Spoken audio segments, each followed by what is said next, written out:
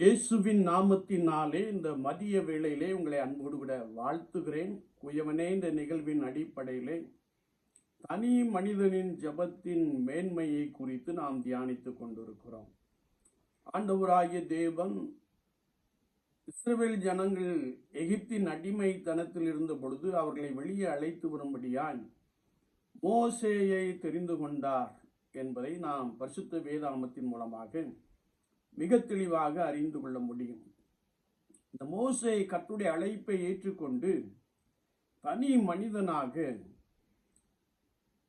6,00,000 அதிகமான புருஷர்கள் என்று சொல்லப்பட்டுள்ளது. கிட்டத்தட்ட 20,00,000 பேரை அவர் வனாந்தரமாய் வழிநடத்தி வந்த அனுபவத்தை குறித்து நாம் வேதத்திலே வாசிக்க முடியும்.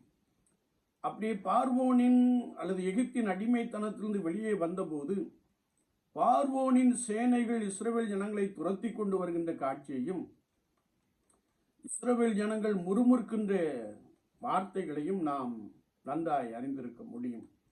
வேதத்திலே நாம் வாசிக்கின்ற பொழுது, வனாந்தரத்திலே எங்களை கொன்றுபடவா அழைத்து வந்தீர் என்று சொல்லுகிற வார்த்தை. அப்பொழுது மோசே கர்த்தரை நோக்கினான். கர்த்தர் உன் கையில் உள்ள கோலை கொண்டு நீ சமுத்திரத்தை 2ஆக பிளந்து விடு என்று சொன்னார்.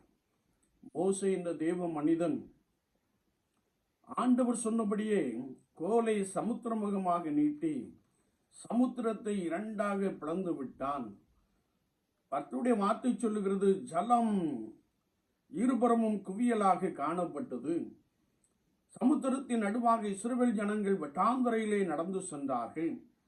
அவர்களை பின்தொடர்ந்து வந்த எகிப்தின் சேனை நடு சமுத்திரத்தில் வந்தபோது மீண்டும் மோசே தன்னுடைய கோலை சமுத்திரம் முகமாக நீட்டினான்.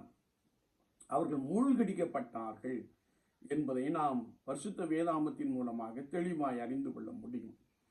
என்னை கேட்டுக்கொண்டு இருக்கிற என் அன்பு சகோதரனே, சகோதரியே, நீ ஒரு கூட்ட ஜனங்களை கர்த்தருடைய சுத்தத்தின்படி வழிநடத்த வேண்டுமே என்றால், ஒருவேளை ஆடுகளை ஓநாய்களுக்குள் அனுப்புகிறேன் என்ற வார்த்தையின்படி முறுமுறுக்கிற ஜனங்கள் மத்தியிலே கர்த்தருக்காக பலமாய் செயல்பட வேண்டுமே என்றால், கர்த்தரை நோக்கி பார்க்கின்ற பொழுது அவர் உன்னை வழிநடத்துகிறார். தனி மனிதனின் ஜெபத்தின் மூலமாக கர்த்தர் பெரிய அற்புதங்களை செய்து இஸ்ரவேல் ஜனங்களை புறப்பட பண்ணினார் என்று வசனம் நமக்கு தெளிவாய் கற்றுக் கொடுக்கிறது. சுவாச வாழ்க்கையிலே நாம் கர்த்தருடைய சமூகத்தை நோக்கி பார்க்கிற ஒரு நபராக காணப்படுகிறோமா?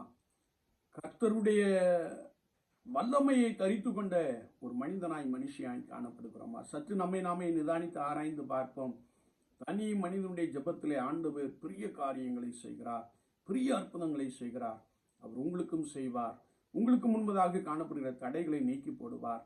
கர்த்தர் உனக்கு முன்னே போவார் என்ற வார்த்தையின்படியே அவர் உனக்கு முன் சென்று பெரிய ஆசீர்வாதங்களை கொடுப்பாராக. ஆமென்.